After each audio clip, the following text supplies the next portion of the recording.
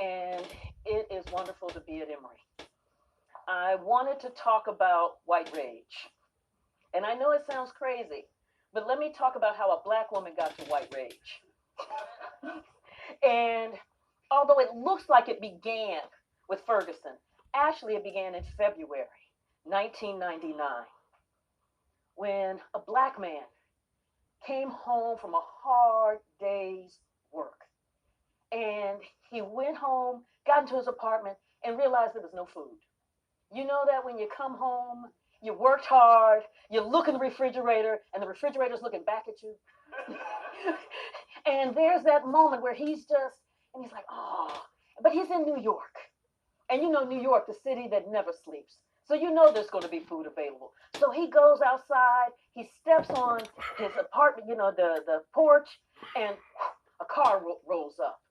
Four officers of the NYPD hop out, guns drawn. 41 bullets later, Amadou Diallo goes down. 19 of those bullets hit. Amadou Diallo was unarmed. He had committed no crime. There was no warrant out for his arrest. He was just a black man in the Bronx. Now, that is bad enough.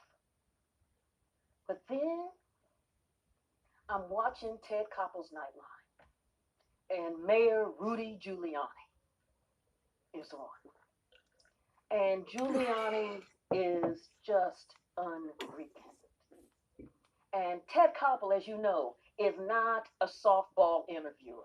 And he is on Giuliani. He's like, Amadou, Amadou, Amadou. And Rudy's like, what? He barely says the man's name. What he does say, my policies are working. New York City is safer now than it has been in years. And he pulls out his little flip charts with the little graph showing crime going down. My policies are working. New York City is safer. And I'm thinking, it's not safer for Amadou. Safer for whom? And the policies that he's talking about is the broken windows policing policy.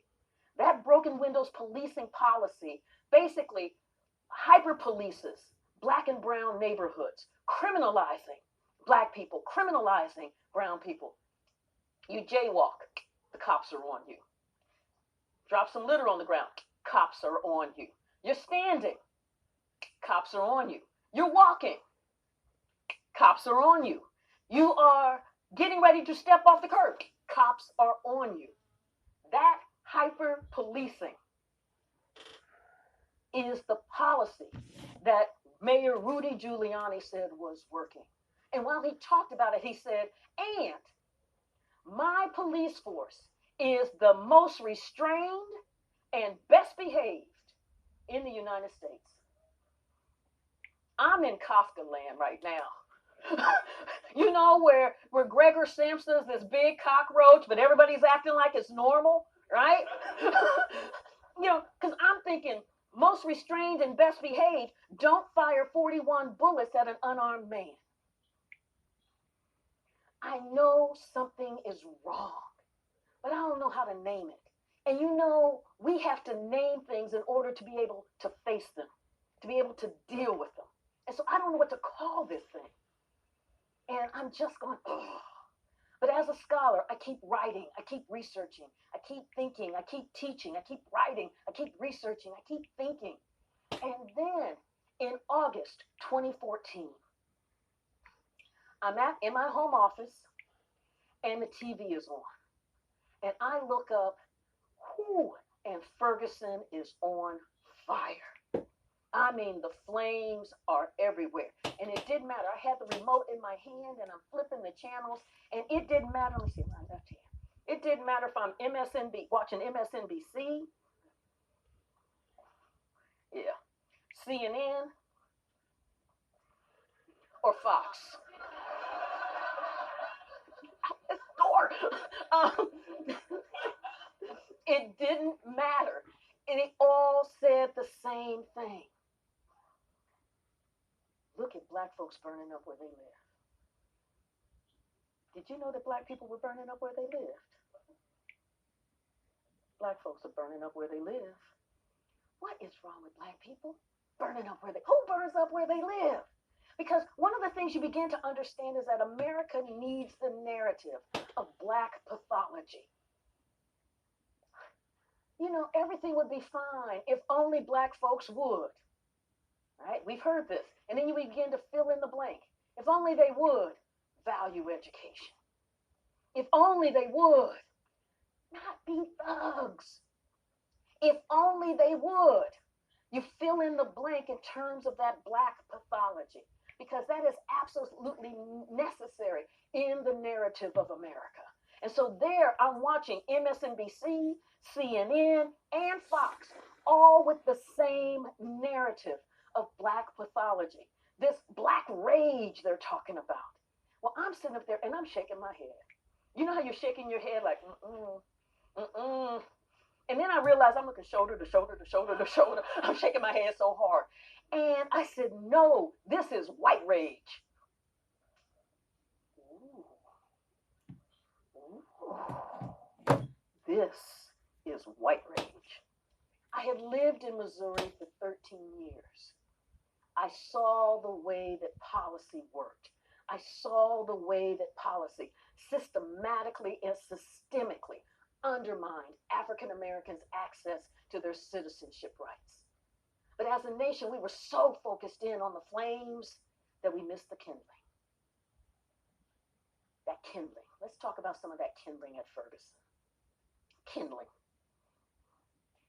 67% of Ferguson's population is African American. In the 2013 municipal election, the black voter turnout rate was 6%. How do you turn 67% of the population into 6% of the voters? Those are numbers from Jim Crow, Alabama. You do it via a series of policies, the ways that you hold your elections, the ways that you craft your ballots. There's a whole series of tricks that you can use to change 67% into 6. Kindling. Because you begin to think about what it means if you don't believe that you even have a say in who your representatives are. Kindling. Let's talk about the schools. Michael Brown's school system. Missouri rates its school system.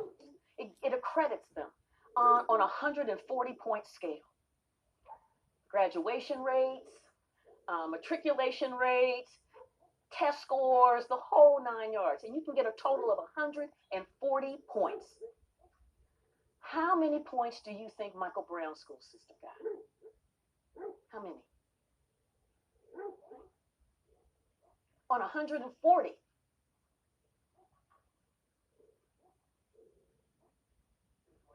$20. That's a good one, Eric. That's a good one. 20 out of 140, right? Anybody else?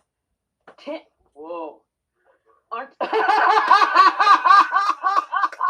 okay, I believe that's called cheating. 10. 10 out of 140 points for 15 years. What that means then is that the public policy leadership was very comfortable with pulling an entire generation of black children through a school system that could garner no more than 10 points, an entire generation, and then start pulling another generation through, because we're at 15 points from K through 12. Kindling. Kindling. Let's talk about the police. We know that the police are here to Protect and serve. Yeah, because I'm going to be doing this throughout. Because there's a kind of hymn book that we sing from, right? We know it, right? We know it. The police are here to protect and serve. So in this protect and serve, except in Ferguson, they looked at that black population as revenue generators. So you're doing 26 and a 25, boom, ticket. I don't think you fully stopped at that stop sign. Boom, ticket. Ah, looks like you've got a broken tail light. Boom, ticket. And this is a working class neighborhood.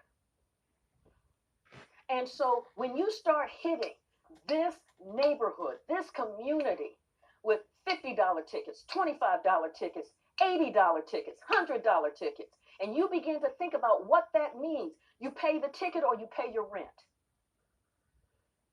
You pay the ticket or you keep food on the table. You keep the lights on. There's not disposable income here. When you don't pay that ticket, the next time you're doing 26 and a 25, because now there's a warrant out for your arrest, then you are jailed. And then the entire criminal justice process of fines and court fees and bail are all pulling from this working class black community. By the time when Ferguson blew,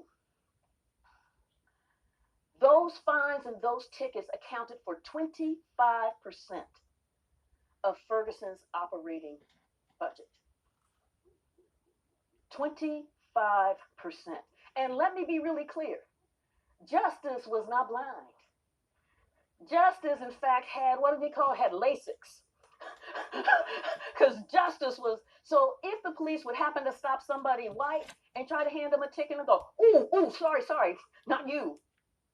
Or if the police officer handed somebody white a ticket and somebody white went in to go then pay the ticket, it was like, what are you doing? I'm trying to pay this ticket. And to tear up the ticket.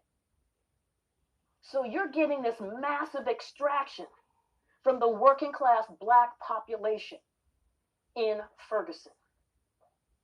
Kindling. And so as I began to think about this kindling, I began to think about the way that white rage worked. White rage is not about visible violence. We often think of rage as visible. We often think of racism as this visible thing. But white rage is subtle.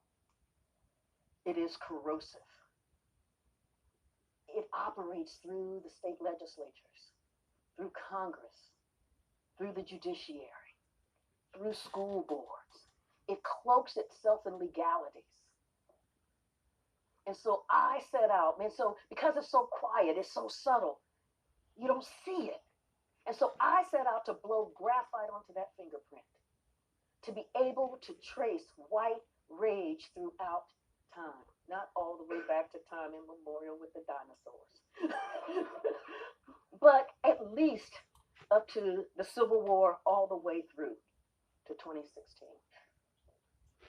And one of the things that became clear to me as I started thinking through how white rage works, it became clear to me that the presence of black people was not the trigger for white rage. There's that stun from almost what you're talking about, Willis. Look. It is the presence of black people with ambition. The presence of black people with drive. The presence of black people with aspirations. The presence of black people who achieve. It's the presence of black people who refuse to accept their subjugation. The conversation, but being so warm and hospitable and similarly soulful, Sister Essence Pierce. I had a wonderful dinner just a few minutes ago and I met Brother Kip Shoke, who read a powerful poem, happened to be the grandson of my masterful Sunday school teacher, Shiloh Baptist Church in Sacramento, California, named Sarah Ray. We wrestled with the book of Job that would make both Jung and Kierkegaard proud. Carol Lee Dance was there. We thank her so very much for both her family's generosity as well as her deep concern about the quality of intellectual life here at University of Washington.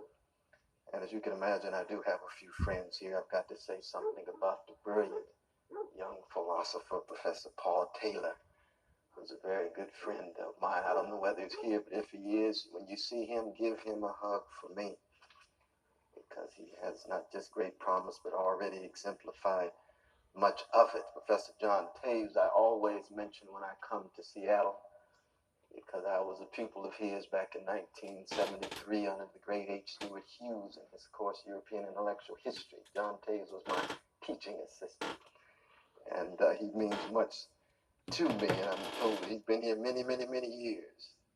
And I'm sure some of you know of him. Please tell him hello as well. Ghetto as peripheral issue. It has to do with the quality of persons that we think we are, the quality of American society that we think we are, and in the end, the quality of the species, humanity as a whole.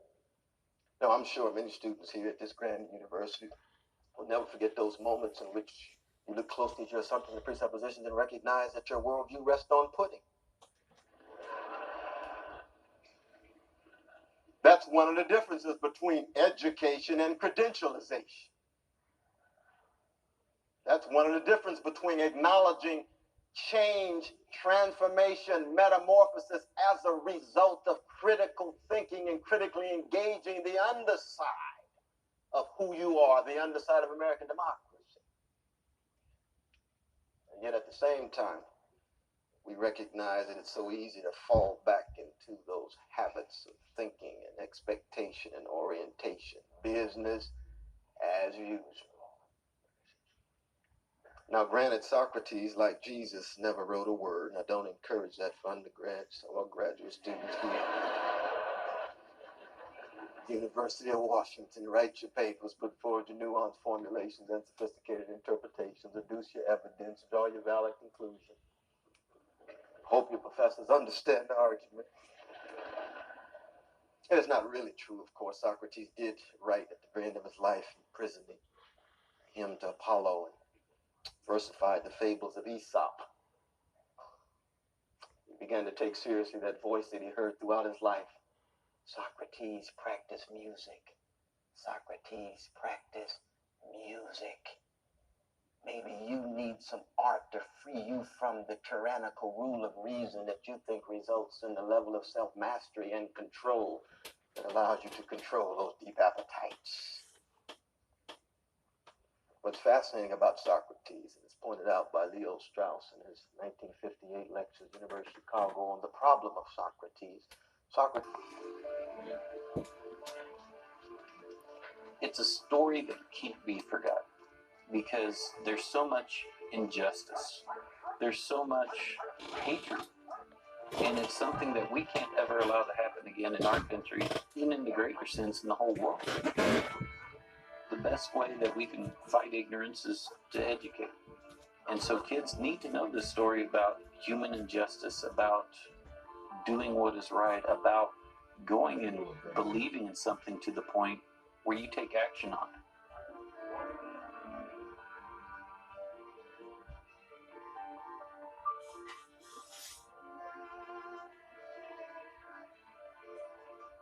Every day across the United States, school children recite the Pledge of Allegiance. The last sentence states, "with liberty and justice for all." That liberty and justice came at a price. In America, between 1607 and 1865, African Americans didn't have their freedom. During this time period, they fought to be free. However, their story has often been excluded from the American experience. Why? Because most of their stories come from their oral tradition. And until the Civil Rights era, their story wasn't considered important. African Americans, Native Americans, and Euro Americans worked together here in Kansas between 1854 and 1861 to make Kansas a free state. They established the western edge of the Underground Railroad in this country, which started the long journey to liberty and justice for all.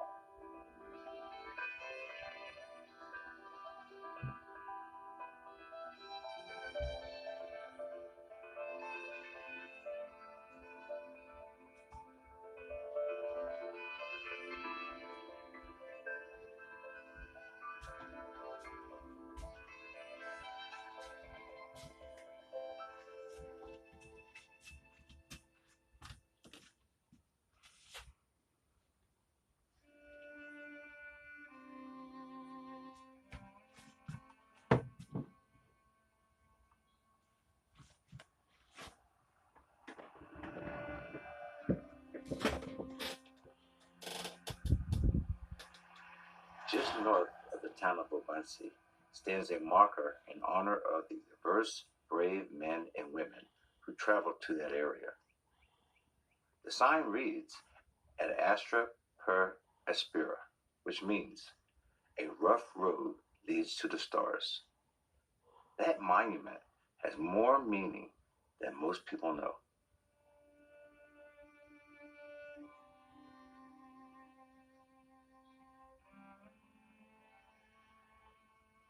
The journey to freedom was unlike the highway tolls that you and I pay today.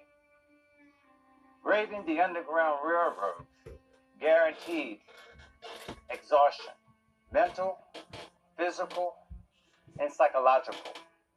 Thousands tried to pay the toll for freedom.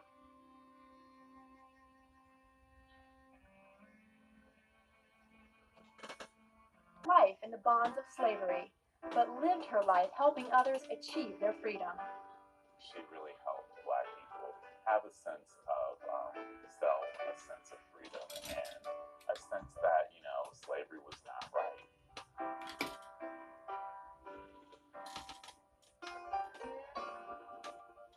Araminta Harriet Ross was born into slavery around 1820 in Dorchester County, Maryland. As a child, she was loaned out to different plantations. By the time she turned 12, she was working in the fields. When she was a young teen, she suffered a severe injury which would affect her for the rest of her life. A slave owner threw a metal weight at another slave and accidentally hit her in the head. For the rest of her life, she suffered epilepsy, terrible headaches, but she also had these strange visions, which she ascribed to God communicating to her. And she took these visions as a symbol of her mission, like Moses, to go and free her people. In 1844, she married John Tubman, who was a free Black man, a fairly common occurrence in Maryland. Harriet was determined to escape her life of slavery, and in 1849, she finally did it. She risked her life by making her way from Maryland to Philadelphia.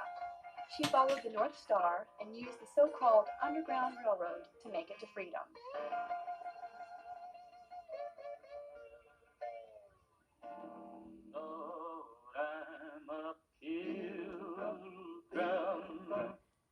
The Underground Railroad was an organized group of free Blacks, whites, and Christian abolitionists who helped slaves escape to the North.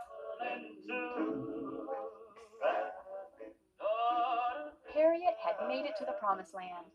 No one would have blamed her if she never returned to the South, but she desperately wanted to free her family. She made perilous trips back to free her 2 brothers, her sister, and her sister's 2 children. When she made a 3rd trip to get her husband, she found he had taken another wife. Instead of returning with her husband, she saved more slaves. Not only did she escape slavery and achieve freedom for herself, but she went back down into the South to bring freedom to dozens of other slaves.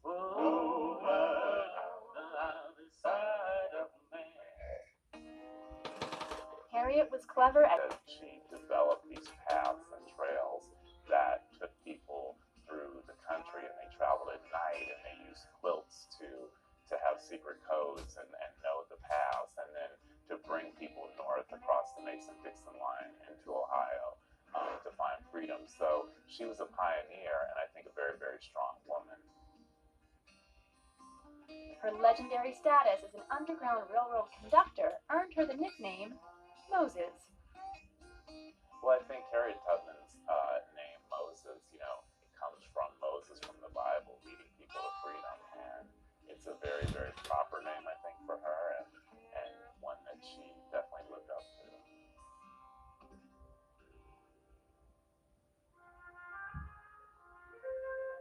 In 1850, things became more dangerous for Harriet when the Fugitive Slave Act was passed.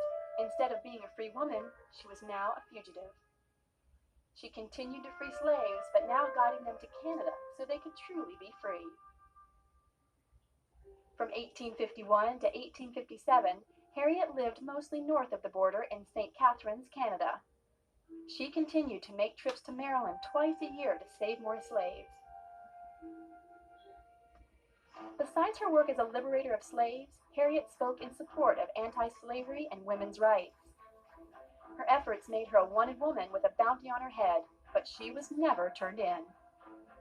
She aided abolitionist John Brown with his plans for the raid on Harper's Ferry.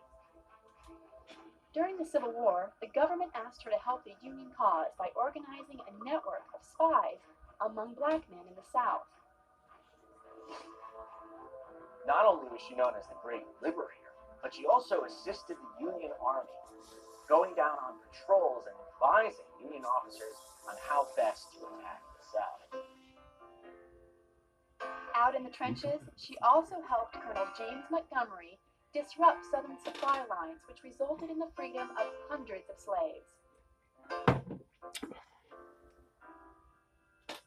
After the war, Harriet dedicated herself to establishing schools for freed men in South Carolina. Even though she couldn't read or write, she understood the value of education. In her later years, Tubman worked with her friend Susan B. Anthony to support the cause of women's suffrage.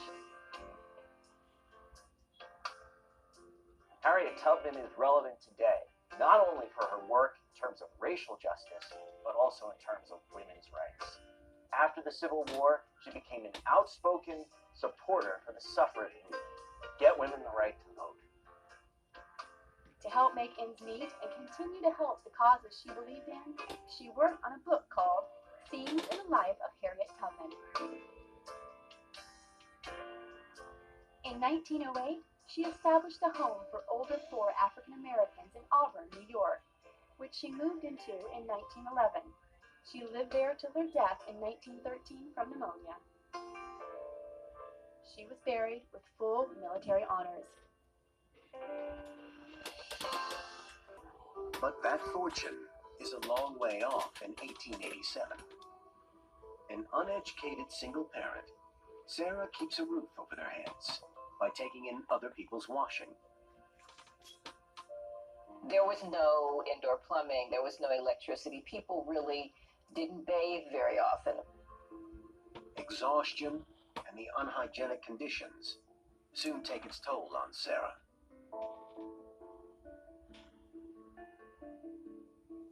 Within a few years, her hair began to fall out.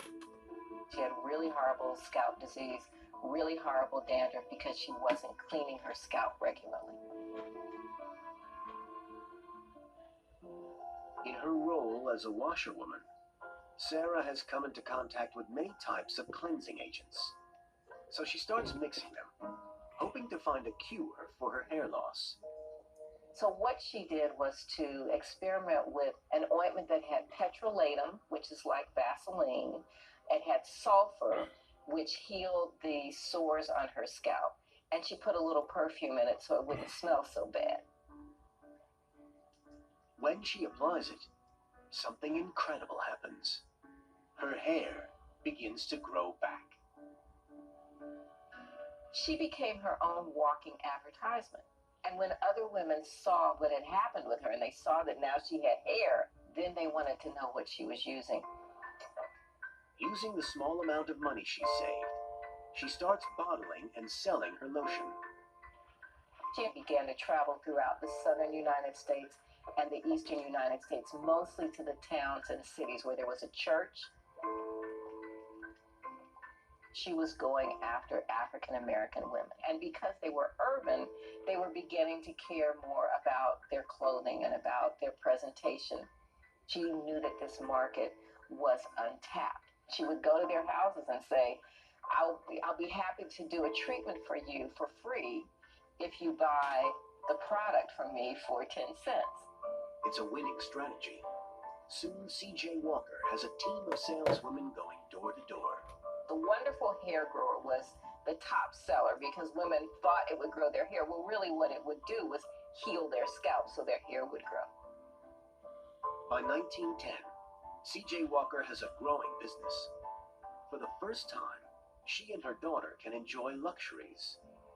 And she has a vision of what she must do next. Racism in America is still rife. Between 1900 and 1914, hundreds of African Americans are murdered. So C.J. Walker decides to use her wealth to bankroll change. She became very involved in the NAACP. She would meet with the leadership of the NAACP, and they would talk to her about their anti-lynching campaign. They would talk to her about voting rights and the kinds of things that they were interested in. And so she began to see herself on a larger stage. Her fortune pays for campaigns and provides scholarships for promising African American students. She was a woman who had used her money to try to make a difference in the world. In 1919, Madam Walker dies suddenly from kidney failure. She's 51. She leaves a fortune of over $1 million and a sales force of over 20,000 agents, generating revenues equivalent to tens of millions of dollars today. When Madam Walker died, it was almost as if the reaction to Mandela. People lined up all along Broadway in Irvington, New York, just to get a glimpse of the casket. Let's play more in the White House. 70 cents, heavy yesterday, 70 cents today, 70 cents. 70 cents, I want that jump. All I can do is thank you. $8 bucks, and you guarantee you if you pull today and we pull what we got to pull today, you have $11 in your pocket. This is not taking place in the Congo. It has nothing to do with Johannesburg or Cape Town. It is not Nyasaland or Nigeria. This is Florida. These are citizens of the United States, 1960. This is a shape-up for migrant workers. The hawkers are chanting the going peace rate at the various fields. This is the way the humans who harvest the food for the best-fed people in the world get hired.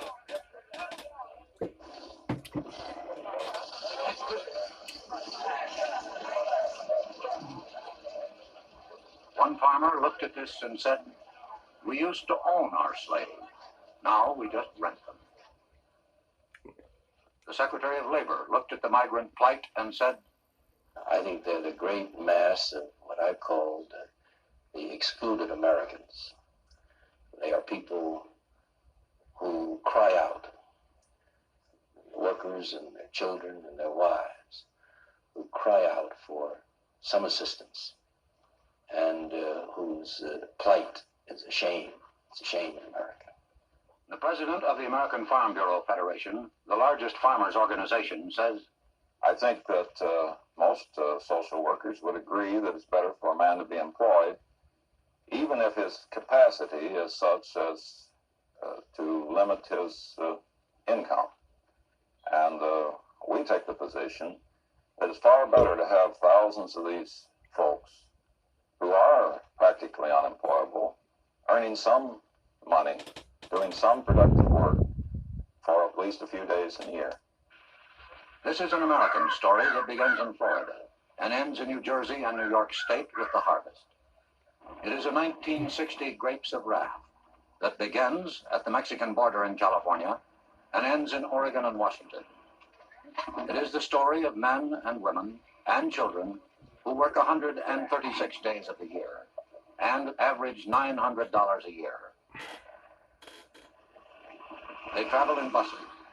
They ride trucks. They follow the sun. Well, I don't know. It don't look like we'll ever get ahead. I guess we'll just have to keep going till we can find something better. A minister named Cassidy, who works with them, says, They are just as bad as a slave. Only on name they are not a slave, but in the way they are treated, they are worse than a slave. And somebody has making thousands of dollars out of his sweat. Is that a slave or not? they are the migrants, workers in the sweatshops of the soil, the harvest of shame.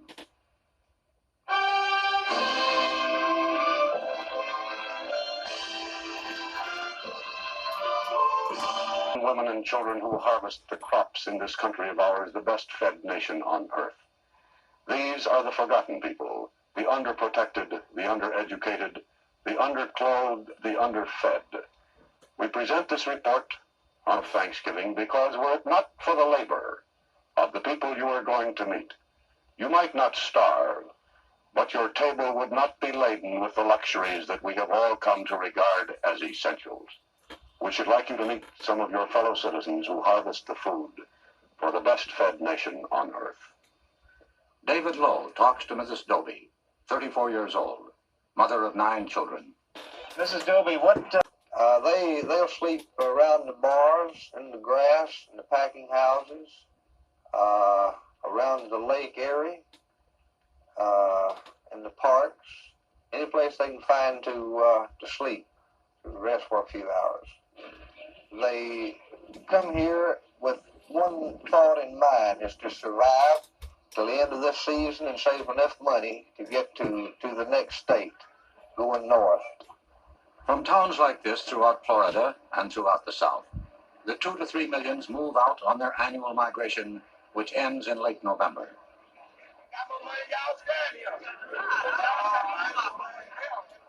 They carry with them whatever little they possess, whatever little they are. At the Okeechobee labor camp, while families were preparing to move north, there was still some work in the bean fields. Children, as usual, were left to fend for themselves. Jerome, how old are you? 9. 9? Do you go to school? Yes. Where do you go to school, Jerome? At the Okeechobee Elementary School. I see. What is your sister's name? Lois. That's Lois. And what are your other sisters' names? Catherine and Beulah. Catherine and Beulah. What happened to your foot, Jerome? Dig a nail in at the by the wash house. So you drove a nail in out by the wash house. What did your mother do for that? Put some alcohol on Where do you sleep, Jerome? in his bed. You have this big bed? Yes. What happened? How did you get that hole in that bed there, Jerome? The rats. The what? Rats. Now, Jerome, you are taking care of Kathy, of Beulah, and Lois. Now, are you going to give them lunch today? Yes. What are you going to feed them? I don't know. Do you have any food here to give them? Yes. What time does your mother come home? I don't know. The following day, Aline King, the mother of Jerome, Kathy, Lois, and Beulah, again was picking beans. Aileen King, I saw your children yesterday at the Okeechobee camp. Why didn't you put them in the nursery? I don't have enough to pay for it. How much does it cost to put them in? 85 cents. 85 cents. That's right. Aileen, what time did you come out the field this morning? 6 o'clock. What time would you get home? About 3:30, 4 o'clock. 6 this morning to 4 o'clock this afternoon. That's right. How much did you earn? $1. $1? That's right. $1. Is that because the beans were of poor quality? That's right. Has this happened before? That's right. How much would your food cost you today? About $2. Aileen, how old are you? 29. How many children do you have? 14. How old were you when you first started working in the fields? 8. You've been working 21 years in the fields? That's right. Aileen, do you ever think you'll be able to get out of this kind of work? No. All the migrants travel 4th class. If there is a privileged class, they ride in their own jalopy, in the best Joad family tradition.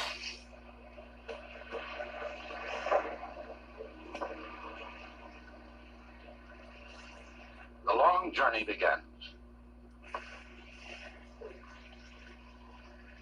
Through Atlanta, Nashville, Indianapolis, en route to the fields and orchards of America. Lowe has been following the migrants for the past 9 months. Some are freewheelers who travel as a family unit. He met the Parsons family as they were about to leave Belgrade tomatoes for Indiana strawberries.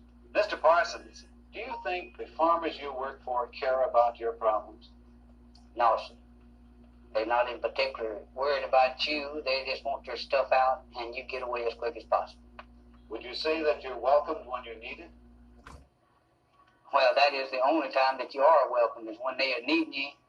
They're friendly and everything, but once they're done with you, well, they'd rather for you to move. Did they ever ask you to leave their places? Oh, yeah.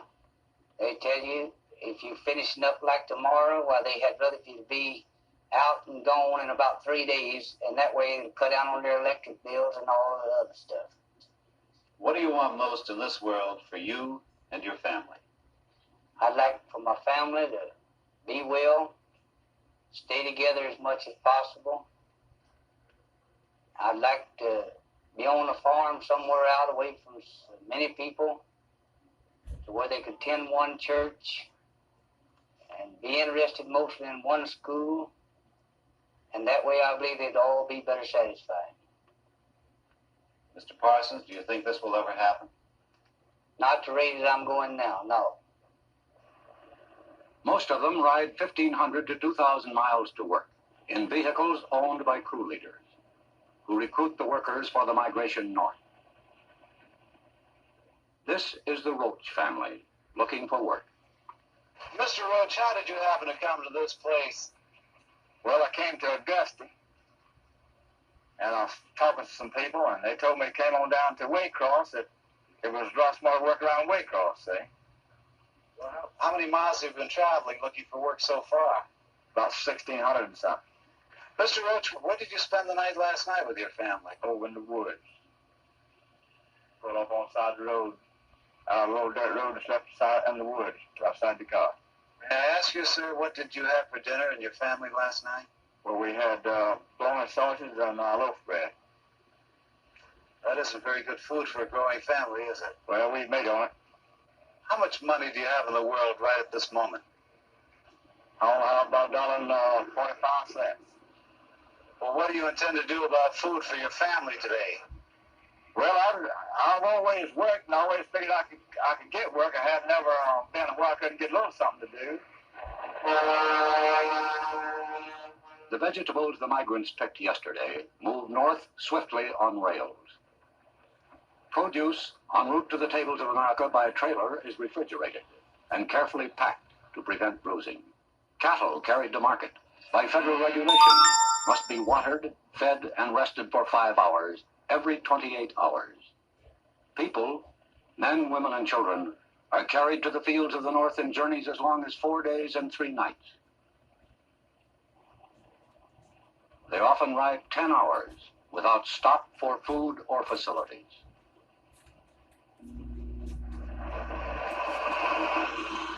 The first stop is normally at Yulee, Florida, 1 mile from the Georgia border, a checkpoint for farm labor leaving the state. Okay.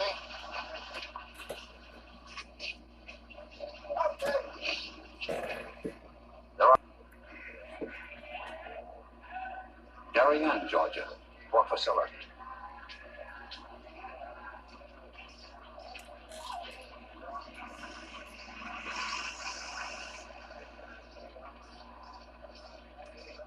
A roadside stop en route in South Carolina.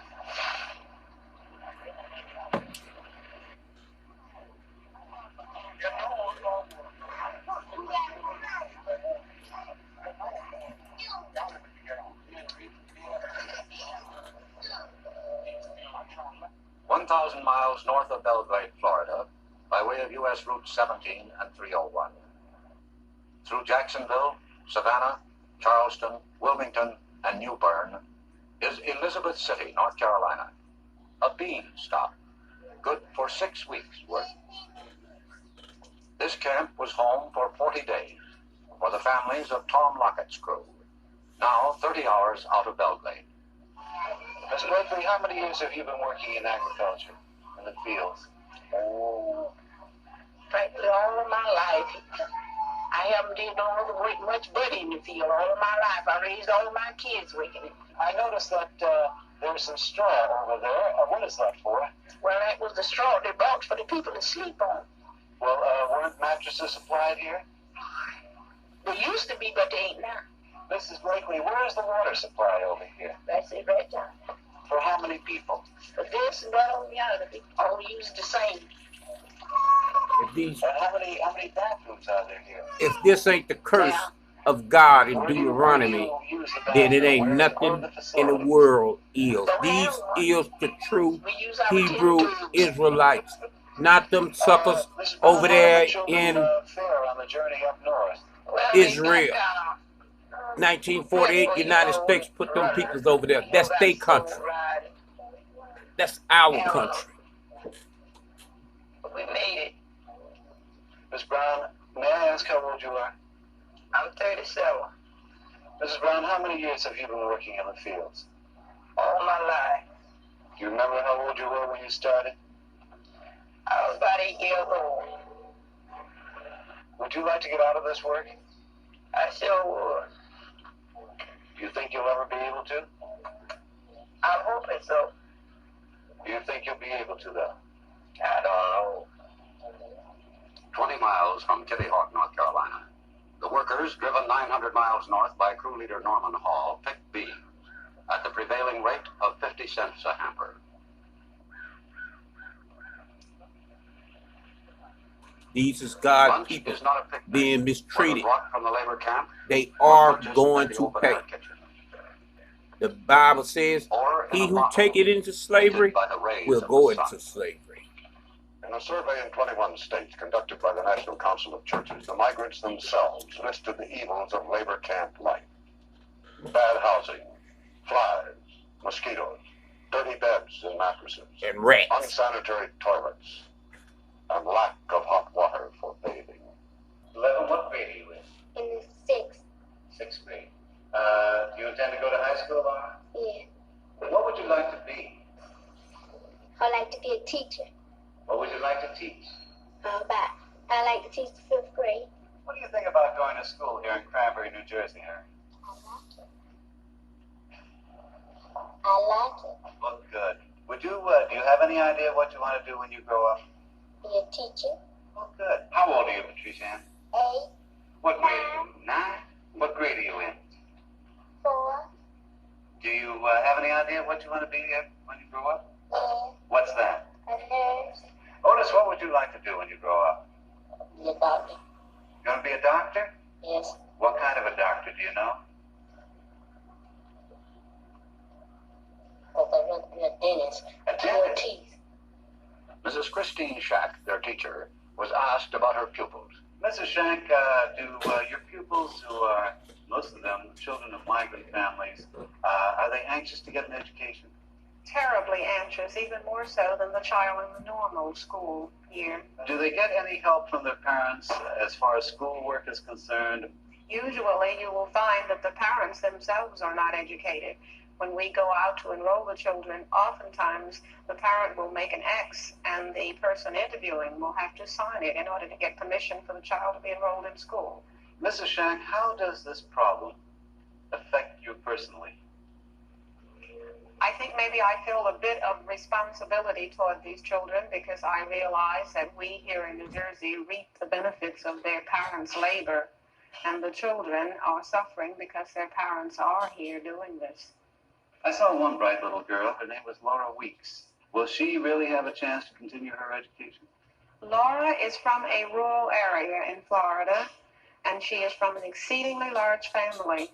In fact, I believe there are 8 or 9 girls, all girls in the family. They have been coming to New Jersey now for about 3 or 4 years, to my knowledge. Laura is one of my returning pupils. I've seen great progress from year to year in Laura. We've had her for 3 sessions. However, I think because of the family's financial conditions and its size of the family and the fact that she's in a rural area, that she probably will get no farther than upper junior high school or maybe complete high school with luck. What about Harriet Beeman? Harriet, too, is from a very large family. There are 9 children in the Damon family. We have 6 of them here in the summer program. She is the oldest of the 9. I doubt seriously that Harriet will have an opportunity to advance her education. One can't help but have compassion for those who find themselves in such a condition. The federal government spends $6.5 million annually protecting migratory wildlife. This year, Congress failed to appropriate $3.5 million to educate migratory children. Senator Harrison Williams, chairman of the Subcommittee on Migratory Labor, was asked if state or federal legislation was the answer. Many aspects can only be successfully dealt with at a national level. For example, wages. We see states in competitive positions. They're reluctant to raise wages through legislation in their state because their farmers are competing with farmers in other states. And we see in education some states who have taken great strides. We can't expect states to do it alone when they know their neighboring state with whom their farmers compete are not doing anything. We know that just about everybody in this country has some federal support for adequate housing through FHA or whatever the program is, except the farm community. And the migrant farmer is the most poorly housed member of our society. Senator Williams, a Democrat, and Secretary of Labor Mitchell, a Republican, have called for legislation which will probably come before the next session of Congress. And only last week, President Eisenhower made the Presidential Committee on Migrants a permanent body. But the real problem is that there are many kinds of farmers and many kinds of crops. The big mechanized grain and dairy farmers use little or no migrant labor. Some of the major canneries do pay fair wages and provide adequate housing. However, it must be stated that most of the fruit and vegetable farmers find it economically impossible to build good housing like this to be used only 6 weeks a year. The farmer claims he is trapped between what society expects and his market demands. Howard Jones, a grower in Florida, was asked if he knew what his beans, picked that day, would bring in the market. Well, you can't tell from Homestead, Immokalee, Pahokee, Belglade, and hundreds of other communities. This is home. New housing is available. The rent is $15 per room per week. The migrant is at the mercy of the weather. This year in Florida, there was a freeze, killing beans, tomatoes, celery, corn. Its byproduct was a bread line. Migratory farm workers are not eligible for unemployment insurance.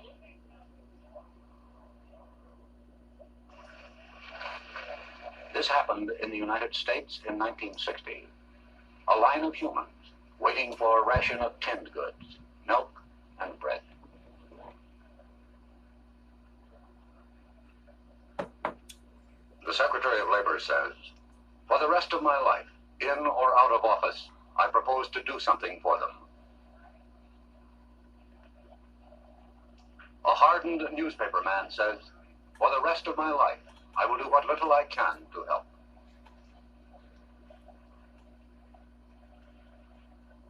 But perhaps Julian Griggs, a chaplain for the migrants, speaks for all of us. Is it possible to have love without justice? Is it possible that we think too much in They don't like to teach our children about black inventions, because even greater than our African history are our American inventions. Because from nowhere, you're coming up with things that revolutionize the American social and economic order. Well, basically, there is a proverb that says that the only thing that peoples of European descent ever created was the patent office, because they stole everybody else's ideas and put their name on it. During slavery, because you were the property of your master, a lot of what we invented was automatically given credit to the master. The credit was forwarded to the master because we was property. We weren't allowed to take fame or notoriety for the things we created. Anything that made work easy. Why would white people want to invent something that make work easier when they have black folks to do it? You have a huge incentive to try to get things to move smoothly, so that you don't get any more lashes, or somebody doesn't now have to sell someone else in your family. There was a lot of incentive to create invention. And that's another thing. Most of our black inventors had to deal with idea theft. White folks would come in and say, we did it first because we didn't necessarily know the process or have the money to patent our inventions. So white folks will find out what a black person invented and go do it real fast and get their application in, because back then the process wasn't as thorough as it is now. Whoever got their application in first to the patent office, that's who got the patent. So we got thousands of inventions by black people. We'll never even know it because of the fact that they were stolen. They don't want anyone to know that we invented things. So if it wasn't for black people, white people couldn't take a dump. A black man invented the toilet, and he just made it white on purpose. A slave by the name of Black Sam, Eli Whitney Slade, created the idea for the cotton gin, and his master took it and patented it in his own name. How could he do that with no benefit of books? He wasn't even allowed to learn. A lot of people assume just because African slaves were illiterate, they were ignorant. And there's a real big difference, because African people, they had a very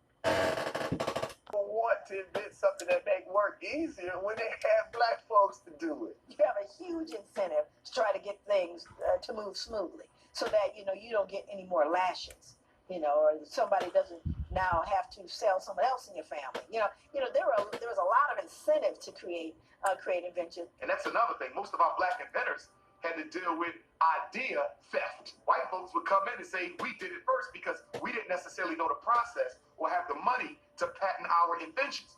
So white folk will find out what a black person invented and go do it real fast and get their application in, because back then the process wasn't as thorough as it is now. Whoever got their application in first to the patent office, that's who got the patent. So we got thousands of inventions by black people.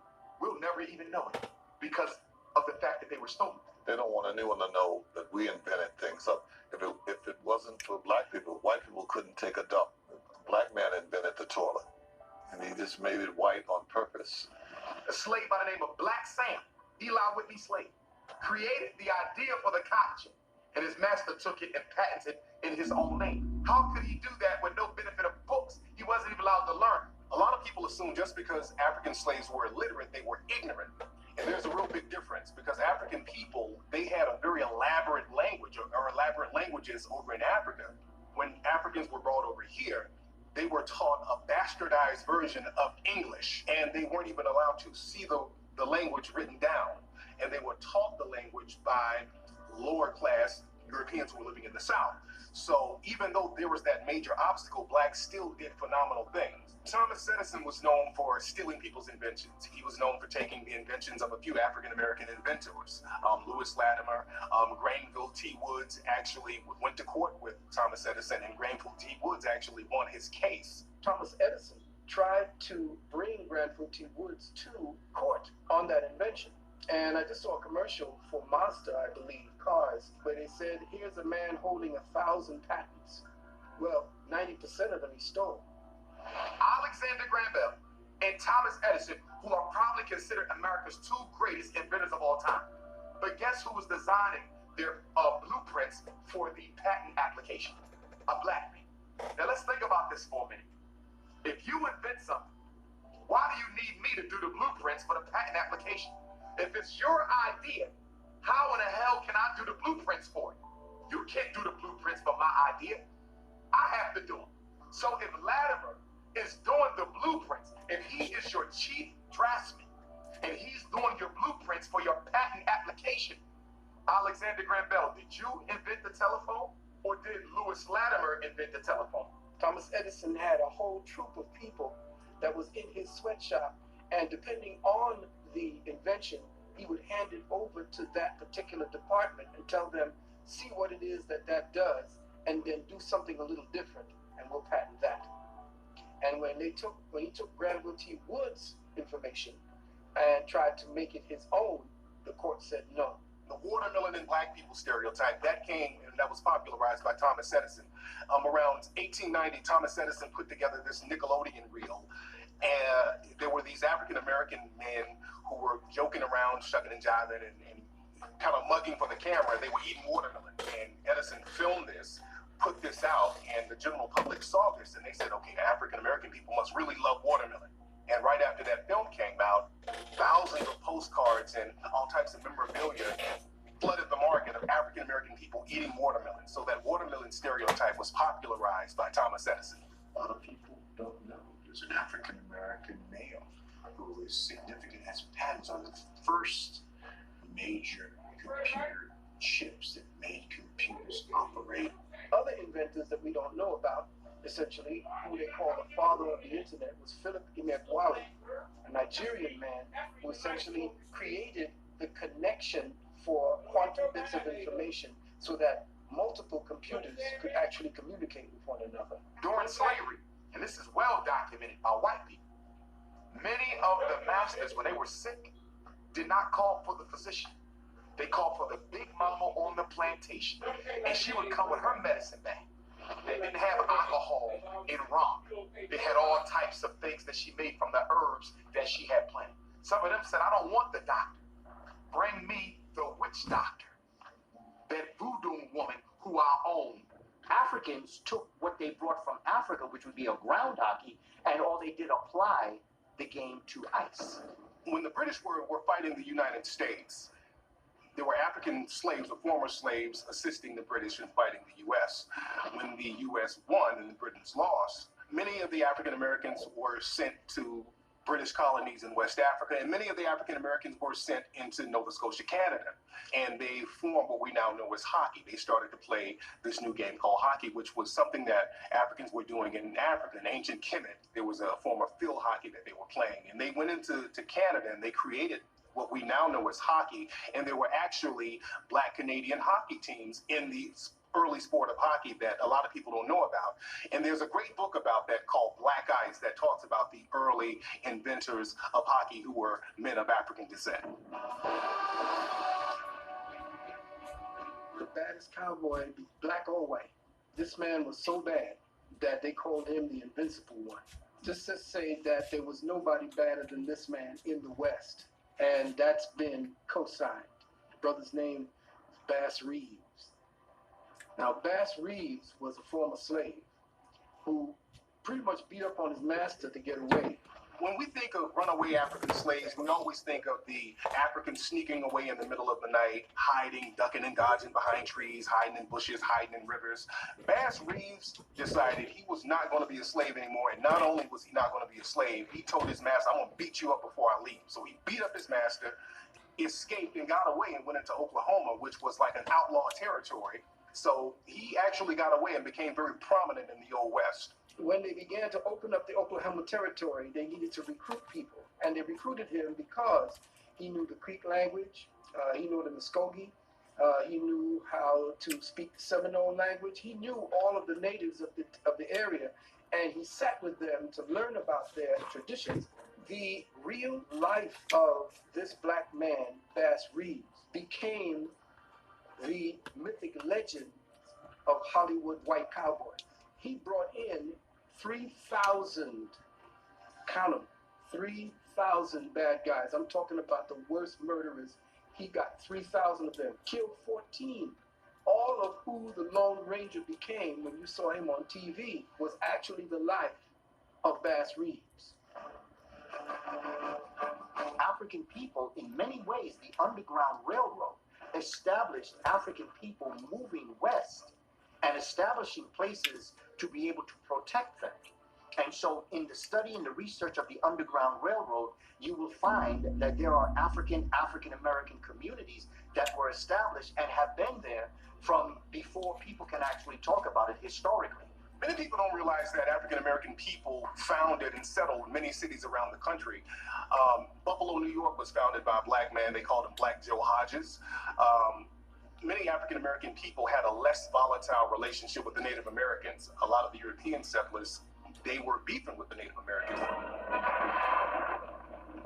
So they couldn't go into certain areas peacefully. But a lot of African-American settlers would go in there and they had somewhat of a camaraderie with the Native American people. In Los Angeles, 44 African-American families came to Los Angeles and founded Los Angeles. The governor of what was then known as Alta, California, which is now the state of California, the governor was a man of African descent named Pio Pico. And there's a street out here in Los Angeles called Pico Boulevard named after him. You had an African-American woman named Biddy Mason, who was a very wealthy landowner in early Los Angeles. So African-American people were very prominent in founding many cities around America. Chicago was a city founded by Jean-Baptiste Point du Sable, a brother of Haitian background coming up through and founding this city in Chicago, because that is what the indigenous people called it in this part of Illinois. Now, Seneca Village really is a misnomer for Senegal Village. Seneca Village was a community in New York City that was purchased by freed Africans. When the enslavement of African people was abolished in 1827, Senegal Village became a meeting place for African people in general. The backstory, it is believed that Senegal Village became part of the Underground Railroad for African peoples. Starting in 1855, you're going to have people start to call it a shanty town, where people who are squatters. They're going to demean the importance of Senegal Village. Because you see all these African people moving up in here, and they're squatters, they don't belong there, and we need to create a park. And so they begin to put themselves upon the people. Finally, the mayor signs an edict saying, eminent domain, you got to get out. And so by 1857, the last Africans were forcibly removed from their homes. What's interesting about Central Park, it was once an African-American community, Seneca Village. And now there's an ancient African monument. There's an obelisk in Central Park right now. That's from ancient Africa, from ancient Kemet. And a lot of people don't even realize it's there. A lot of people think that the enslavement of African people was only down south. That's not true. The largest plantation in the 13 colonies at one point in history was in Brooklyn, New York. And you know that area down there, down by Battery Park, where they used to bring the ships into that area, the port. And they would dock the ships, and they would bring the Africans up out the ships, and they would walk them across to be sold. However, what they did was, because they couldn't free these so-called Africans are Hebrews. Along this particular path. And then they would march the Africans that they were ready to sell down which Deuteronomy, the 28th chapter, tells you about. Not those folks over there in Israel. Today called the New York Stock Exchange. African people were the first stocks and bonds sold on the stock exchange. There's a movie by Bruce Willis that will show you the prisons that are underground the stock exchange building. Wiley Jones was a former African-American slave who went into Arkansas. He stacked his money up and he became a railroad owner. He owned a railroad system, and the city of Pine Bluff, Arkansas ended up buying his railroad system, and that system is still owned by Pine Bluff right now. Patterson Car Company was a car company founded by former slaves, African-American men, and the Patterson Car Company was the first African-American car manufacturer in the country, one of the, I think the only manufacturer in the country. And what's interesting about the Patterson Car Company, it was in Ohio. Their cars were considered higher quality than the Model T cars that Henry Ford had. The DeRay brothers, Ford them stole them. That's why all over the world, Ford never gets credit for inventing a car. He gets credit for mass production. The cars began coming off the assembly line at the rate of one every 40 seconds. Until that, they take one car and put it together. One car and put it together. But where did he get that from? George Washington car? George around black folks till he went to Tuskegee. His mother and father died or was killed. A white family adopted him from Iowa. You know black folks in Iowa, except football players. So he went to grade school, high school, and they didn't have no secondary school. They didn't have enough people. And so now George Washington Carver leaves after get all this escape from our land. He goes to Tuskegee. Henry Ford came down to visit, like he always see his friend. He said, Mr. Ford, I got something here. Study plants. So if you take this back and give it to your engineers, they can build more than one car at a time. He took it back. Mass production all over the world is called the plant, right? Everybody made joke of him because they said, well, you know, but the plants are talking to him. You know, is this how he's getting these properties of these plants? And George Washington Carver, in his quiet, dignified way, said, well, who taught me? I'm not saying that they talk to me like they got a tongue, but I can look at a plant and see what it can do for the human family. The military came to George Washington Carver. They said, we need you to do something for us. Can you invent something that out of it we can get paint, glue, ink, and plastic? Yeah, Howard. They tell me how smart black folk are. Yeah, Howard. So he came back called soybean. Now you want to hear something funny? The #1 cancer group in America is vegetarians. Because you weren't supposed to eat soy. When he got to Tuskegee, they thought he was gay. No association with women, high pitched voice, they thought he was gay. The finest juice we've been able to make of peanuts is in the treatment of the after effects of infantile paralysis. And he'd rather for you to believe he was gay than tell you that them white folks that adopted him castrated him so he couldn't have sex with their daughter. Like, who wanted him?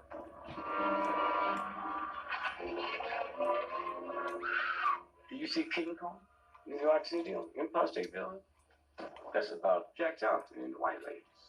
Why would the gorilla go to New York? They ain't got no bananas, and Lord, no ain't no trees. Why did they go there? The boxing capital of the world is Madison Square Garden. If you don't know how to break it down, Also controlling the pace of the fight. We have to understand that in our celebration of Jack Johnson and that one-on-one, mano a mano, man, this is you and me, and this is what we're going to deal with. There were lynchings the day after every fight. And that's very important to understand as it relates to the psychology. He used to love to drive. He used to love to speed. And he'd be speeding someplace, and the police would stop him. And because they saw that he was a person of African descent, because they saw the car that he was driving, some may have known who he was, but they said, well, what this man doing with this car? They would fine him. They say, okay, we're going to give you a ticket for speeding. Here's the $500 ticket. $500 for speeding back then? Story has it, he'd give him $1,000. He said, because I'm speeding back. In the sport of boxing, there has always been a need for the great white hope in boxing. Since there could not be one in real life, Hollywood just created one, and that's what the Rocky movies were about. They were giving out the awards, and Rocky won. Okay, the Oscar.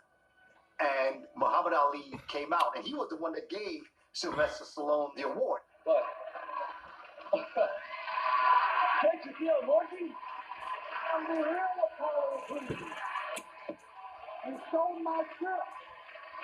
And Ali, in his most powerful way, came out and said, you know that story was about me. He said, you know that was about me. You know that y'all dreamed.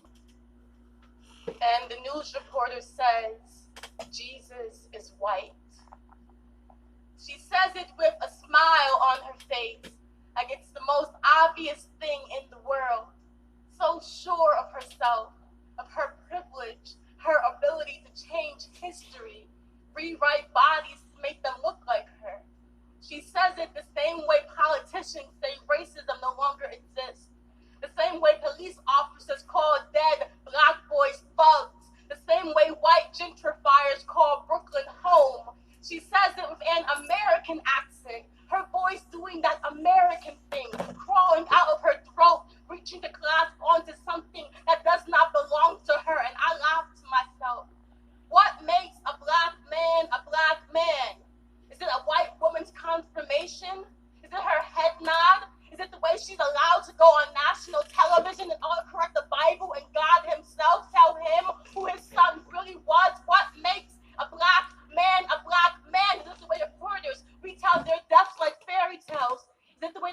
had outrun a bullet. How can she say Jesus was a white man when he died the blackest way possible? With his hands up, with his mother watching, crying at his feet. Her tears, nothing more than gossip for the news reporters or prophets to document, with his body left to sour in the sun, with his human stripped from his black. Remember that? How the whole world was saved by a black man? By a man so loved by God, he called him kin, called him black. Now, ain't that suspicious? Ain't that newsworthy? Ain't that something worth being killed over?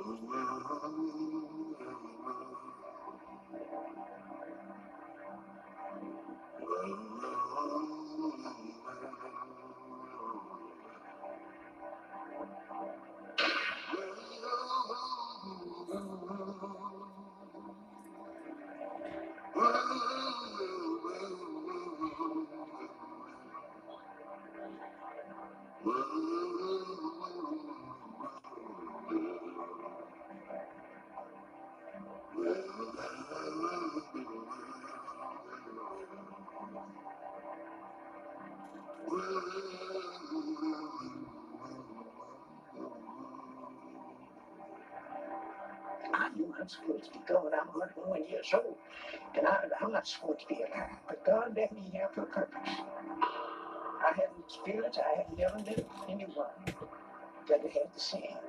We had a neighborhood barber shop, so I went over to get a haircut, and about 3 o'clock in the afternoon, the barber was cutting my hair, and one barber said to the other one, said, hurry up and finish up on that kid's hair, and let's go down on the railroad tracks and see if we can shoot some niggers. We opened the window so we could hang out and look, and it smelled, a terrible smell. Did they burn bottles? We opened the first grave, looked out, and there was a body. Now these devils act like they don't know what's going on. Them devils probably part of it. All they is devils. And opened it, and there was at least 4 bodies in that grave. They were all just piled in there. That night, just about dusk, up on Reservoir Hill, which was just south of the house, there's a great big cross burning. And all these people up there it was a plan. That's what they were, because we could see them from our house. And they was burning this cross, and we could hear people crying and screaming.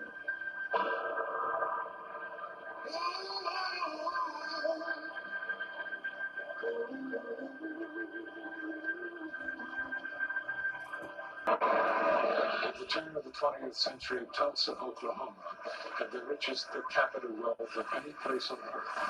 It was dubbed the oil capital of the world, the Magic City, and the City of Dreams. Among those who traveled to Tulsa was a young teacher named Mary Parrish. I came to Tulsa from Rochester, New York in 1918. I had heard of the town since girlhood and the many opportunities to make money. But I came because of the wonderful cooperation I observed among our people, especially among our businessmen and women. Every face seemed to wear a smile. After spending years of struggling and sacrifice, people had begun to look upon Tulsa as the Negro metropolis of the Southwest. Going north to Archer Street for 2 or more blocks, one could see nothing but Negro businesses.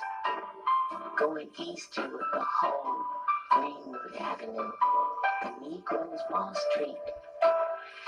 There were homes of beauty and splendor, and the schools and churches were well attended. It was a city within a city, and some malicious newspapers took pride in referring to it as Little Africa.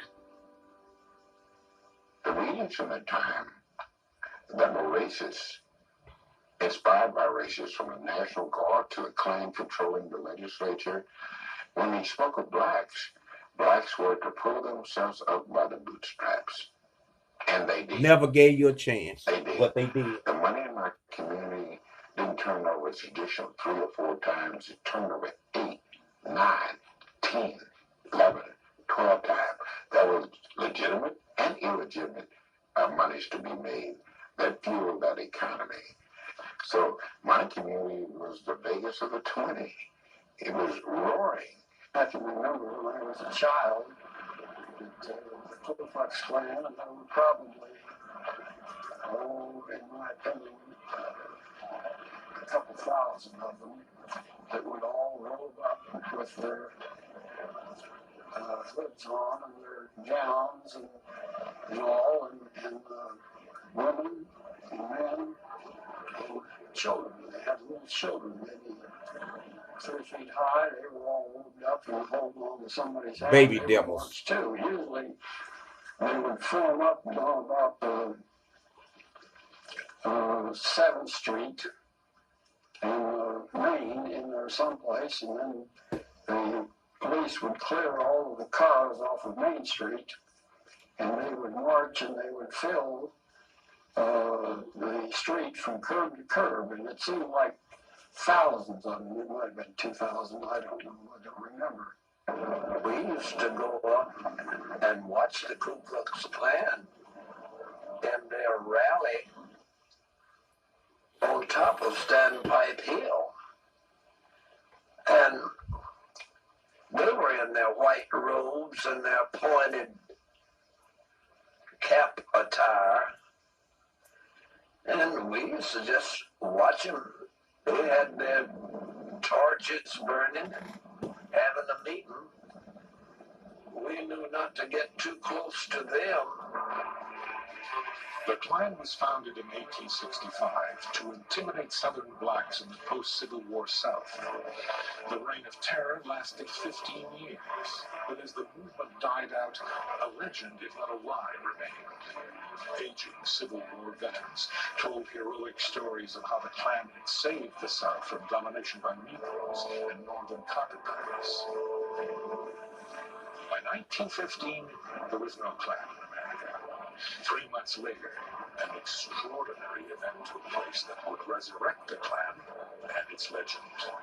The event was the release of a pioneering motion picture, D.W. Griffith's Birth of a Nation. It was based on a best-selling book called The Klan. In many cases, Klan recruitment ads ran next to movie ads. Birth of a Nation played to 50 million people, approximately half of the population of the United States. It played across Oklahoma with a tremendous run in Tulsa. The Birth of a Nation stimulated the organization of the Ku Klux Klan, which in turn maintained a high profile and stirred up many whites to acts of recrimination and of savagery in this period.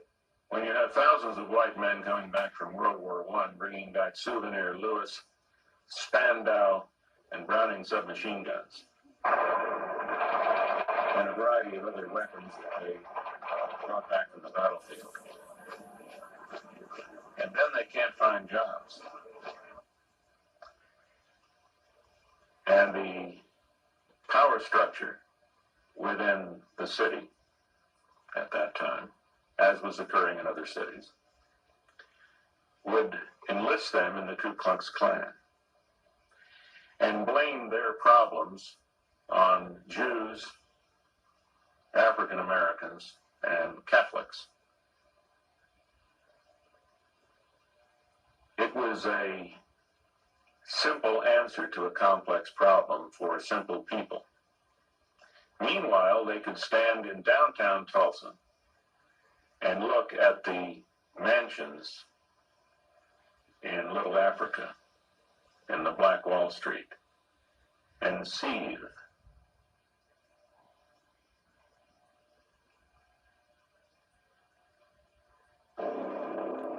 It was a typical Monday morning for a 19-year-old black man named Dick Rowland. He worked as a bootblack in the downtown area. Because there was no restroom facilities, Rowland had permission to use the restroom on the top floor of the Drexel building. In order to reach the top floor, he had to use the elevator. Dick Rowland didn't look down when he went to get on the elevator, and therefore, because of the unevenness of the two floors, he stumbled. He started to fall, and he reached out to keep breaking fall and touched his operator, and she hollered rape. And so they arrested him. The police came and arrested Dick Rowland about 10 o'clock in the morning. And that afternoon, the Tribune came out and told what happened in the Blue Building. And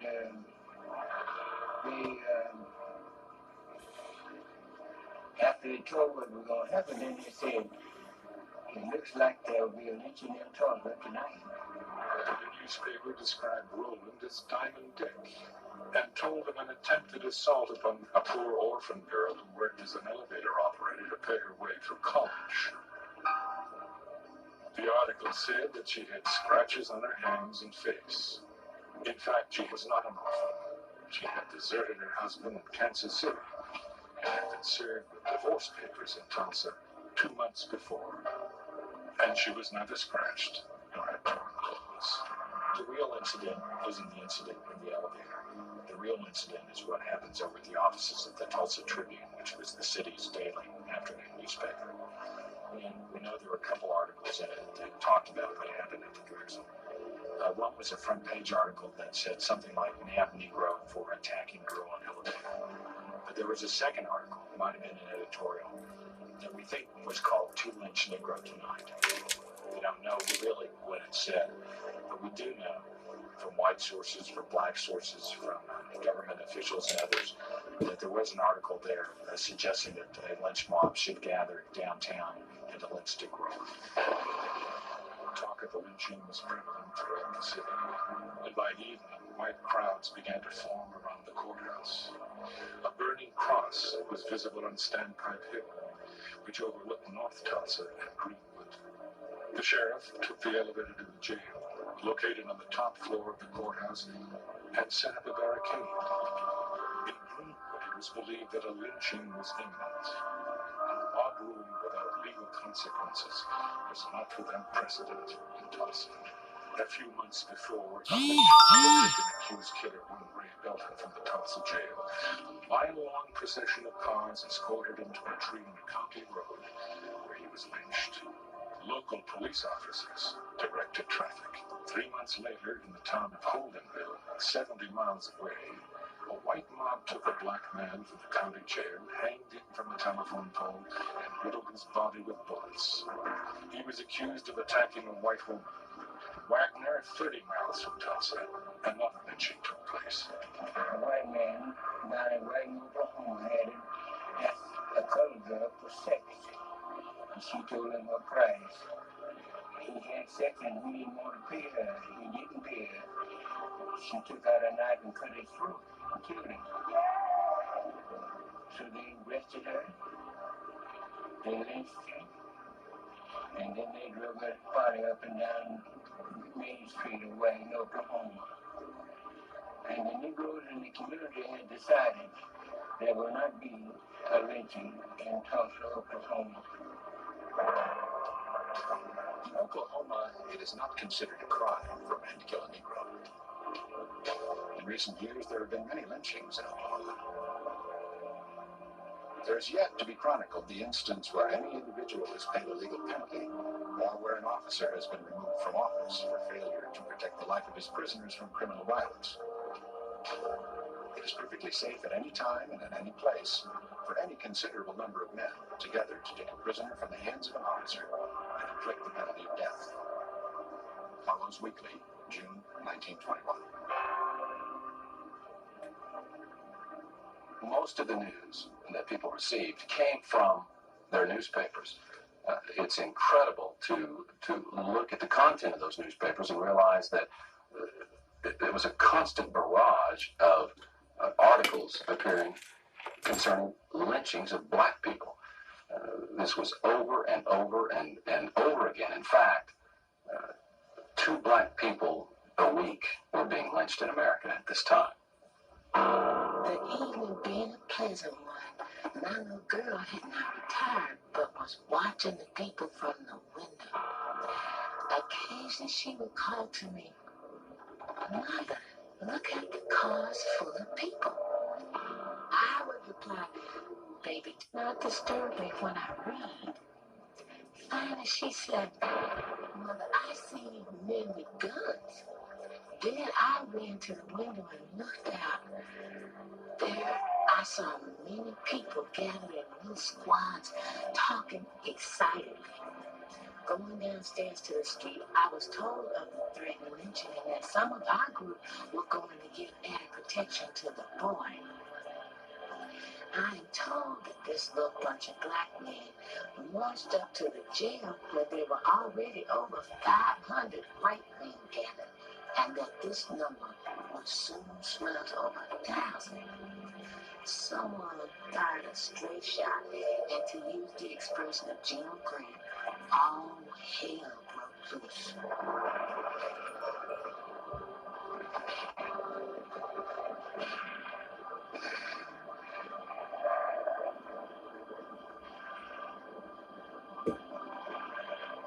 The first one was shot on Main Street, right in front of the biggest picture palace. His falling brought the crowd to a halt. They just stood and looked at him. 3 or 4 ambulances claimed down to the place, but the crowd turned on them and showed their guns. One said, "Don't touch the blankety blank." The ambulance workers didn't quite know what to do, so they turned off their engines and just stood there, blocking the street. Then there was a whoop a block away. Some of the Negroes had tried to organize and get their friend. The crowd surged forward, trampling the man on the sidewalk who was about dead. He lay writhing on the sidewalk under a billboard from which smiled winsomely the face of Mary Pickford, America's sweetheart.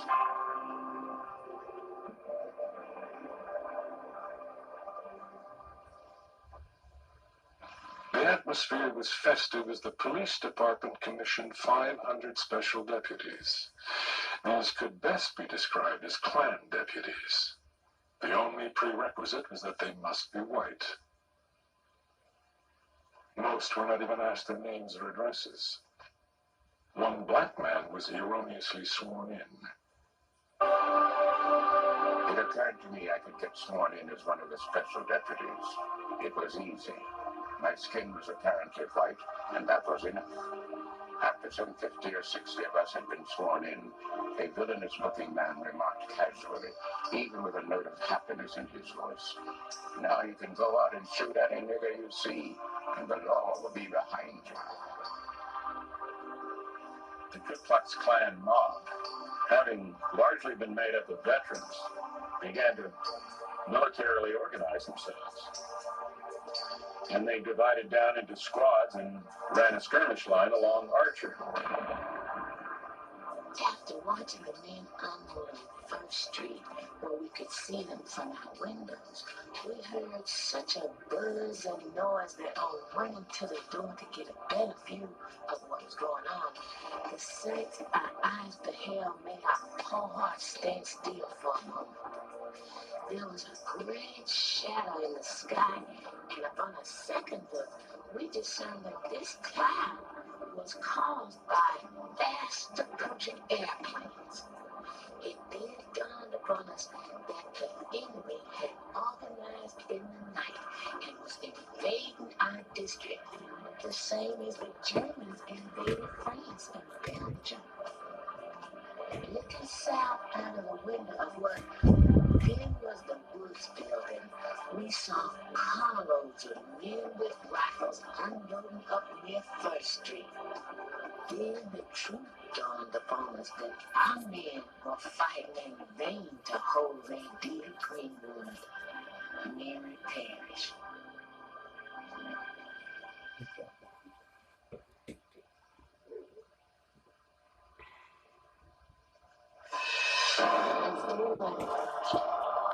All of this happening while innocent Negroes were slumbering.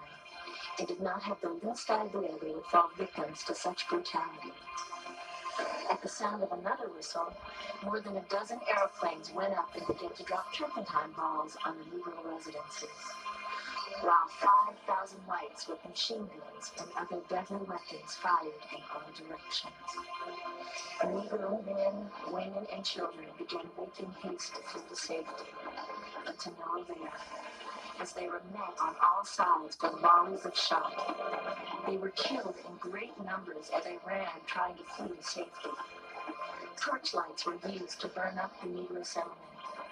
And in the meantime, they used large trucks loading up pianos, victrolas, and other articles that were left in the Negro. How in the fuck do you forget this history?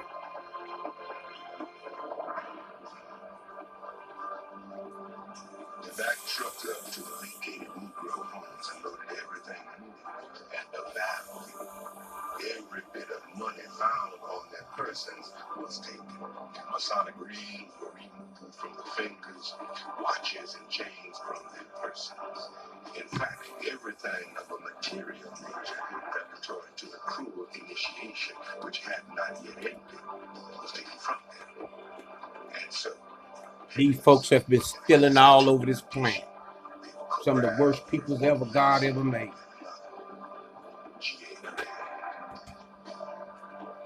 And they're gonna pay. Once they framed that skirmish line, they marched into the north side of the downtown area, and they shot everybody they could find. They burned every home, but not before looting it first. They burned every business. They burned every car. They burned everything. Systematically. Block by block, house by house. They went all the way through the city. At the same time, the telephone lines were cut, the telegraph lines were cut, and the railroad leading into Tulsa was blockaded. There was no way to communicate what was going on in Tulsa with anybody else because it was very easy to cut the city off. And that's exactly what the mayor and the city commission and the Ku Klux Klan wanted, because it gave them the opportunity to clean out the entire African-American area of the city without being interfered with. And they were doing it very systematically. The mob would not permit firemen to battle the blaze. They looted stores and pawn shops for guns and ammunition, but they also took walking suits, tools, tires, and jewelry. Carloads of whites would occasionally venture into the black area, shooting indiscriminately. And I said to my mother, I said, Mama, we're ready to get out of here for that record. Really tearing up jacks. They were running the places and killing people, and they want to kill us. And we were sitting around and people kept running. They just open the gate and come on through and go on after that. And I said, what are you people running for? You don't know where you're going? They said, no, they're killing over, they're burning the town down, over the hill. The technique varied with different groups of the mob, but the general procedure was to go up to a door and put a gun against the lock and go off. The flimsy doors were smashed easily enough, but this was gun night. Once inside the cabin, everything breakable was broken. Trunks and bureau drawers torn open, pictures and telephones wrenched off the walls and trampled. They didn't often find anyone in the houses, because by now the blacks were scurrying ahead of the horror out into the country beyond the town. But sometimes they did find someone with whom they dealt. When they had smashed enough, they scattered around with kerosene and threw some lighted matches into the mess. If this particular cabin didn't burn well, it would be reset presently by the blaze of the one next door. The houses the mob set fire to without breaking in first were really the most unlucky. Because sometimes there were people who were panic paralyzed, people who didn't realize with all the noise and fright that the house was on fire, not until it was too late to get out. There's a black veteran who could not believe that this mob would kill a veteran. And as the mob got closer to his home, he put on his uniform and stood out in the front yard at attention. The mob killed him and burned his house. In a frenzy of destruction and violence, black corpses were tied to the bumpers of automobiles and dragged through the Greenwood district, while bullets were fired into their bodies. Some bodies were hoisted on telephone poles. An elderly black couple was murdered returning from church. A white man mistaken for a black man was summarily executed. Enterprising entrepreneurs snapped pictures of the grisly scenes to be sold later as postcards entitled "Running the Negro Out of Tulsa." Death. Even a defiant glance at a camera was an instant execution. America's most renowned black surgeon and past president of the State Medical Association, Dr. A.C. Jackson, was shot by a white teenager as he held his hands above his head. He was not killed instantly. His body was thrown into a truck and he was dumped at the convention center, where after hours of suffering without medical attention, he bled to death. Cars against God's slowly along the street. Cars driven by the sort of men who wear their caps backwards, visors down their necks, probably not to interfere with their rifle games. And the niggers in these houses, they would shout. The gaping children were called in hastily from the curbs. Didn't seem a very educational sight, not a very safe one. After the first car, so they sent their servants down in the cellar, up in the attic, and waited. Ruffians went down Detroit, looting those beautiful homes of everything valuable and burning them. The machine guns just shattered the walls of the homes. The fire department came out and protected the white homes on the west side of the street. Men and women with torches and women with shopping bags continued their looting and burning of Negro homes. My mother, Women's too. It's devils. White people coming toward our house, and she put us under the bed, and she saw them coming. My older sister got under first, and then it was my younger sister, and then my brother, and then they pulled me under the bed. Now, by this time, the people were coming in, they had torches in their hands. We could see their feet from under the bed. And one stepped on my finger. And as I went to scream, my sister put her hand over my mouth. I don't know what. I don't know today as to what would have happened had they heard us under the bed. But they came in and they set the curtains on fire, set our house on fire, and then went out the door. And my mother got us under the bed. I will always remember that to this day. I live. There was the son of a cook in our street. Around 9 o'clock, the man he worked for came and asked for Hattie. He was in a car with some other men. It seemed that the boy thought he ought to get to his job. Before he knew it, he'd been caught in the fighting around the railroad tracks and crawled under a freight car to hide. Someone went in after him and shot him with a pistol. Now that things were quieting down a little, he was lying in the town hall where the militia were assembling the blacks. But his employer was afraid he wouldn't live many more hours. If Hattie wanted to see the boy, he said, he would take her down and look out for her. She was afraid to go. He couldn't blame her, really. Some of the house Negroes who had allowed themselves to be put in those wandering cars and escorted to the safety of the town hall had been shot at as they drove through the streets. wasn't the ride an old woman wanted to undertake, even to see her boy alive. The boy's boss understood. He went back himself and got a doctor, and stayed with the boy till he died. The burning in the flesh, he could smell. It was horrible. And then those crosses burning up on the reservoir hill, which at that time there's no homes up there. About 7 o'clock, the lights on and guards came on the men. And they took the women, the children, promising them safety. After they had the homes vacated, one bunch of whites would come in and loot. Even women with shopping bags would come in, open drawers. Los Angeles. In 1979, the airport was dedicated to the macho American icon who was a local resident and had just died of cancer. Wayne starred in more than 150 films, more than half of them westerns. Nominated for 3 Oscars, he finally won for 1969's True Grit. But in this woke era that has seen the removal of Confederate statues, new attention is being paid to inflammatory quotes from Wayne's interview published in Playboy magazine, May 1971, like this one. I believe in white supremacy until the blacks are educated to a point of responsibility. That and more led to this proposal in the LA Times. It's time to take John Wayne's name off the Orange County Airport. Its author is LA Times columnist Michael Hiltzig. He's here to explain. Also here to respond is Ethan Wayne, the 6th of John Wayne's 7 children. He himself acted in several movies with his late father. Michael, the 1971 interview preceded the naming of the airport, so presumably those who made the decision to name the airport had awareness of these comments. Sure. I think it was no secret that John Wayne held extreme right-wing views. This was part of his personal persona.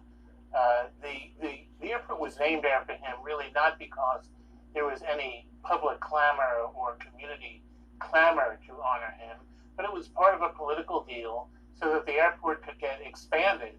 And the one political leader who opposed that agreed to this deal if John Wayne's name would go on the airport. That's how this happened.